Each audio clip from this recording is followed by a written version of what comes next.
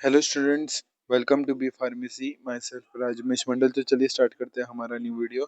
तो इस वाले वीडियो में हम लोग देखने वाले हैं स्टेरिलिटी टेस्टिंग ऑफ फार्मास्यूटिकल्स। ये माइक्रोबायोलॉजी का ये ठीक है, ये है यूनिट है। इसमें हम लोग स्टेरिलिटी देखेंगे। स्टेरिलिटी ये बहुत इंपॉर्टेंट है और इसमें से कई बार क्वेश्चंस आ चुके previous year questions.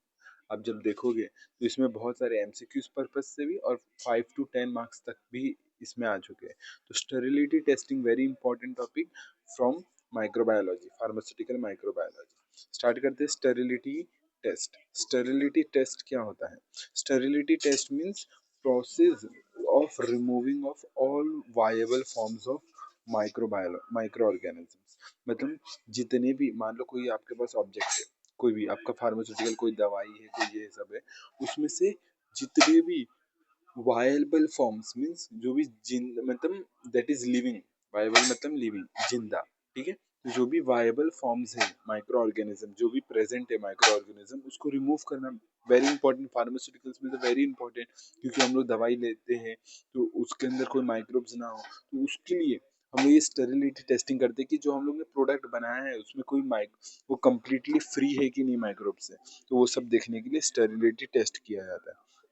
A test that critically assess whether the sterilized pharmaceutical product is free from contaminated microorganism। तो जो भी माइक्रो ऑर्गेनिज्म है उससे वो फ्री रहे, देखता है कि वो वाले प्रोडक्ट में माइक्रो ऑर्गेनिज्म है या नहीं, ठीक है, वो देखता है। और आईपी के अकॉर्डिंग देखोगे, इंडियन फार्माकोपिया के अकॉर्डिंग देखोगे, the sterility test are they intended for testing the absence of viable forms of microorganisms in or on the pharmaceutical preparation. ठीक है, तो जो भी हम लोग प्रिपरेशन बनाते हैं तो उसके अंदर कोई माइक्रो ऑर्गेनिज्म नहीं है, या कोई प्रोडक्ट है उसके बाहर की पैकेजिंग के ऊपर कोई माइक्रो ऑर्गेनिज्म है, तो ये सब चेक करते हैं हमारा ये स्टेरिलिटी टेस्ट। स्टार्ट करते हैं। स्टेरिलिटी टेस्ट मतलब समझ में आता है ना, ऐसा टेस्ट जो स्टेराइल है कि नहीं प्रोडक्ट, वो चीज बेसिकली चेक करता है। The product which are necessary to be sterilise, कौन कौन से प्रोडक्ट वो हमेशा 100% स्टेरिलाइज्ड होने चाहिए, कौन कौन से हैं? That is injection, implants, syringe, ophthalmic preparations, ointments and creams, bandages, surgical dressing, devices, needles। ये जितनी भी चीजें 100% फ्री फ्रॉम माइक्रो ऑर्गेनिज्म होनी चाहिए, और इन सब के ऊपर हम लोग स्टेरिलिटी टेस्टिंग करते हैं। स्टार्ट करते हैं। प्रिंसिपल से प्रिंसिपल देखते हैं स्टेरिलिटी टेस्टिंग का। These tests are based upon the principle that if microorganisms present in a sample are placed in a which provides nutrient material and kept at a favorable temperature, the organism will grow, and their presence can be indicated by turbidity in the original clear medium। मतलब इसमें क्या देख रहे हैं हम लोग कि हम लोग ना, जो बेसिकली जो प्रोडक्ट है उसके ऊपर ना हम लोग माइक्रो ऑर्गेनिजम्स को क्या चाहिए, न्यूट्रिएंट्स चाहिए, जो जो उसको रिक्वायरमेंट है हम लोग उसको प्रोवाइड करते हैं, प्रोडक्ट में डालते हैं और चेक करते हैं कि वो प्रोडक्ट में micro organism, if micro organism grow हुआ तो टर्बिड हो जाता है। सॉल्यूशन जो भी हमारा प्रिपरेशन है वो टर्बिड हो जाता है, इसका मतलब माइक्रो ऑर्गेनिज्म ग्रो हुआ, और इसका मतलब उसके अंदर माइक्रो ऑर्गेनिज्म प्रेजेंट है। तो हम लोग चेक कैसे करेंगे कि माइक्रो ऑर्गेनिज्म प्रेजेंट है कि नहीं? हम लोग उसको न्यूट्रिएंट प्रोवाइड करेंगे। अगर वो ग्रो हुआ, मल्टीप्लाई किया, तो टर्बिड बना देता है सॉल्यूशन को, तो इसके कारण हम लोग को पता चल जाता है कि इसके अंदर माइक्रोब्स था। तो अभी बेसिकली हम लोग क्या बात कर रहे हैं, ये देख लिया प्रिंसिपल, ठीक है। The interpretation of the results is based on the assumptions that the content of every container in the batch and they have been tested and would have been given the same result। मतलब ये basically हम लोग क्या करते हैं कि अगर कोई प्रोडक्ट स्टेराइल है उसका टेस्ट करेंगे तो ऑफ कोर्स वो स्टेराइल होना चाहिए, उसका चेकिंग करते हैं हम लोग स्टेराइल है कि नहीं, और वो उसको जितने बार टेस्ट करेंगे उतने बार वो स्टेराइल प्रोडक्ट होना चाहिए सेम रिजल्ट के साथ। Since the every container can not be tested, बिल्कुल जितने भी हम लोग मैन्युफैक्चर करते हैं 100, 200, 1000, बहुत सारे हम लोग लार्ज अमाउंट में स्केल में हम लोग मैन्युफैक्चर करते हैं, और वो मैन्युफैक्चर हम लोग सभी प्रोडक्ट में तो नहीं टेस्ट कर सकते। तो मान लो कि जैसे 100 कंटेनर है, उसमें से 10 कंटेनर, उसमें से 20 कंटेनर या 50 कंटेनर को टेस्ट कर लिया, तो हम लोग को ओवरऑल पूरे कंटेनर का आइडिया लग जाता है, पूरे बैच का आइडिया लग जाता है।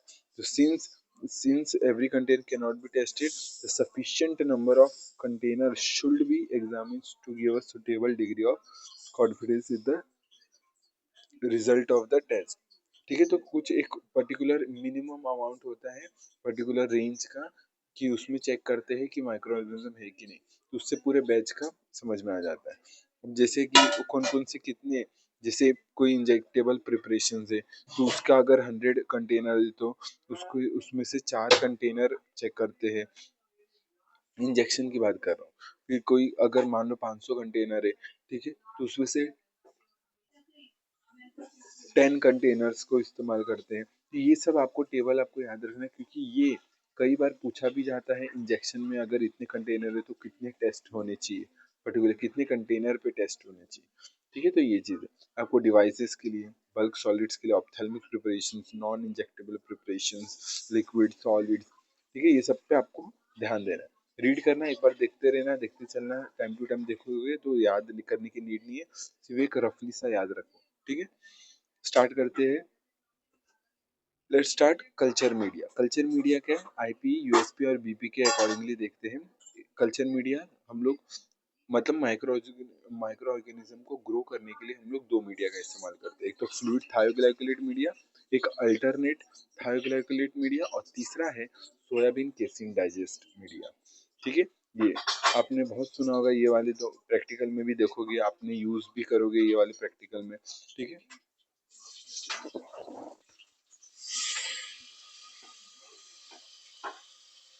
जब माइक्रो ऑर्गेनिज्म का प्रैक्टिकल करोगे तो आप उसमें ये दोनों मीडियम का इस्तेमाल करोगे, एक तो फ्लूइड थायोग्लाइकोलेट मीडिया या अल्टरनेटिव थायोग्लाइकोलेट मीडिया, और दूसरा है that is soybean casein media. ये तीन मीडिया होते हैं, उसमें से आप कोई भी दो, मेनली आपको एफटीएम और एससीडीएम ये यूज करोगे। ठीक है, फ्लूइड थायोग्लाइकोलेट मीडिया ये क्या है, इसका कॉम्पोजिशन याद रखना है। वाइवा वाइवा में, सिनॉप्सिस में, ये आपसे पूछा जा सकता है। वाइवा सिनॉप्सिस वाइवा सिनॉप्सिस में ये पूछा जा सकता है। ठीक है, याद रखना, क्योंकि सिनॉप्सिस में लिख सकते हैं कि 2 मार्क्स के लिए कि ये कॉम्पोजिशन बता दो फ्लूइड फ्लूइड थायोग्लाइकोलेट मीडिया का या सोयाबीन केसिन मीडिया का, ये सब पूछ सकते हैं। तो ये सिस्टीन हो गया, NaCl, जो बेसिक मीडिया आपको याद रखना है। NaCl चाहिए ऑस्मोलैरिटी को, आइसोस्मोलैरिटी को मेंटेन करने के लिए।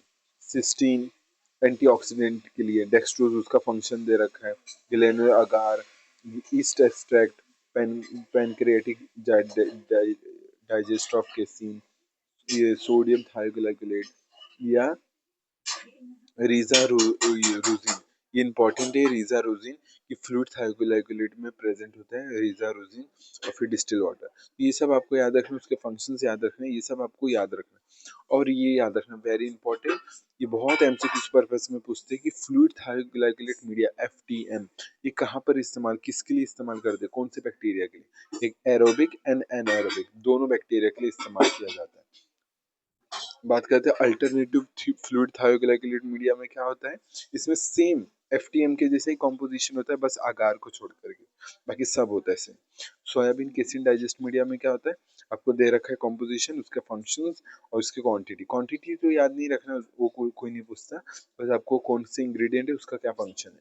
ठीक है, और ये किसके लिए इस्तेमाल करते हैं, मेजरली ये फंजाई एंड एरोबिक बैक्टीरिया।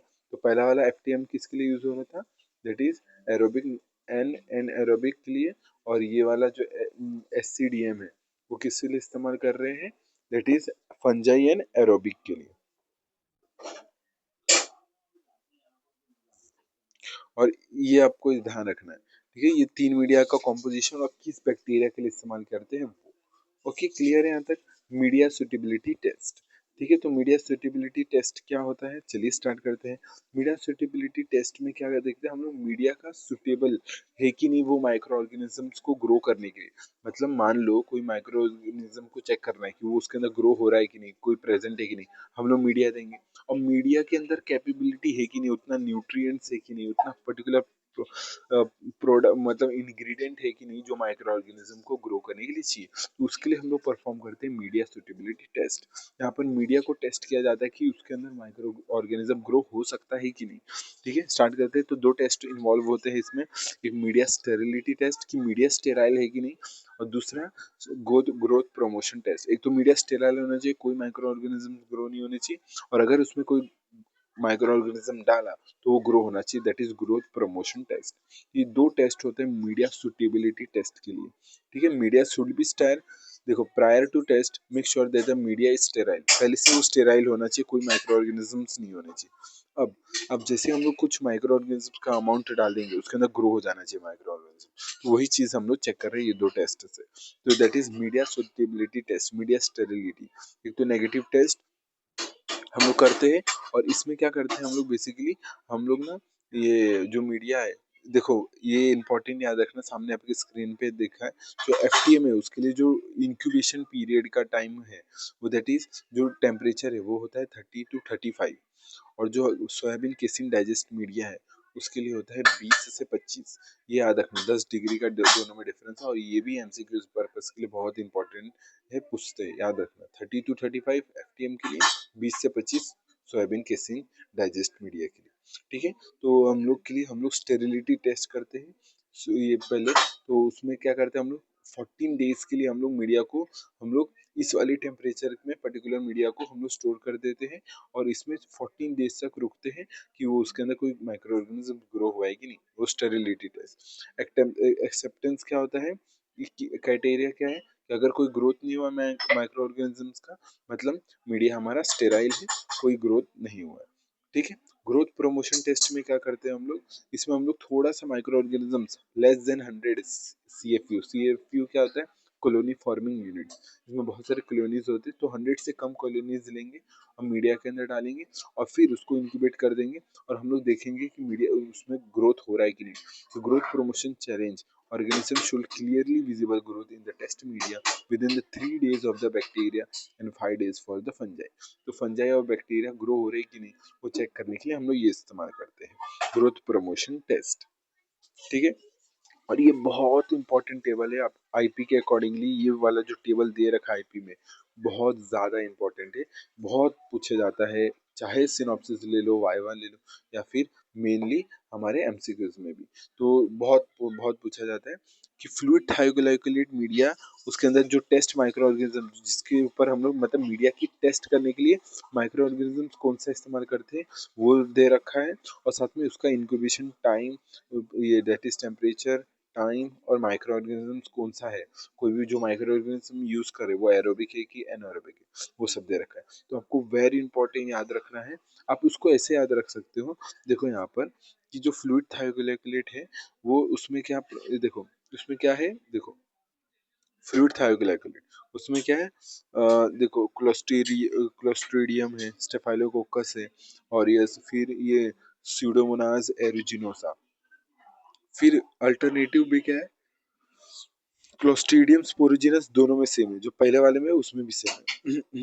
फिर बेसिलस सबटिलिस, और ये बैक्टीरियोइड्स वल्गैरिटास। ठीक है, सोयाबीन के एसिड डाइजेस्ट में क्या है, एस्पेरजिलस ब्रेसिलेंसियस, फिर कैंडिडा अल्बिकन्स, और फिर बैसिलियस ये सबटिलिस। ठीक है, तो मान लो देखो जो बीच वाला है, हम लोग अल्टरनेटिव की बात करें उसमें दो ऑर्गेनिजम्स ऊपर और नीचे से आए हैं, देखो जो क्लोस्ट्रीडियम स्पोरोजेनेसिस वो ऊपर से आया है, और जो बेसिलस सबटिलिस है वो नीचे से आया है।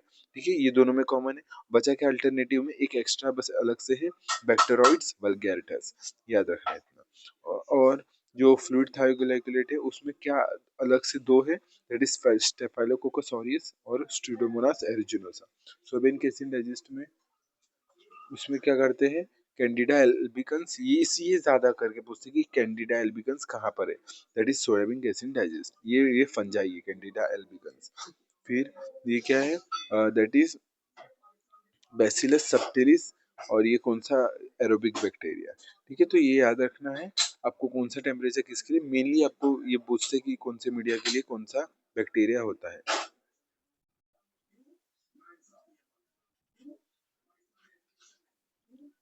क्लियर है यहाँ तक? और ये भी एक है बीपी और यूएसपी, ये आईपी के अकॉर्डिंगली, ये आईपी के अकॉर्डिंगली टेबल था, और ये बीपी और यूएसपी के अकॉर्डिंगली टेबल है। ये भी इंपॉर्टेंट है। एरोबिक बैक्टीरिया कौन कौन से? स्टेफाइलोकोकस, बैसिलस और स्यूडोमोनास। एनारोबिक में क्लोस्ट्रीडियम स्पोरोजेनेसिस, फंजाई में अल्बिकन्स और एस्परजिलस निगर। तो ये सब इंपॉर्टेंट है, याद रखना है। वैलिडेशन टेस्ट नेक्स्ट वीडियो में देखेंगे। इसमें दो आते हैं, मेम्ब्रेन फिल्ट्रेशन और डायरेक्ट इनक्यूबेशन। हम लोग देखेंगे नेक्स्ट वीडियो में। इस वीडियो के लिए इतना ही रखते हैं। चलिए फटाक से रिवाइज करते हैं। हम लोग ने मेजर हेडिंग में क्या पढ़ा कि स्टेरिलिटी टेस्ट क्या था, इसका डेफिनेशन, ठीक है, किन प्रोडक्ट्स के लिए जरूरी होता है और कितना प्रोडक्ट के लिए हम लोग करते हैं, ये वाला, ये टेबल। उसका प्रिंसिपल देखा, कल्चर मीडियम कितने टाइप के होते हैं, उसके कॉम्पोजिशंस ये देख लिया, और फिर मीडिया सुटेबिलिटी टेस्ट हम लोग ने देखा। उसमें दो टेस्ट देखा, sterility test and growth promotion test. ठीक है, तो बस इतना याद रखना है, ज्यादा कुछ डिटेल नहीं, आपको रीड करोगे समझ में आ जाएगा। तो समझा है कि नहीं बताना, पॉइंट्स मिलते हैं नेक्स्ट वीडियो में। तब तक के लिए टेक केयर, जय हिंद, जय भारत, बाय।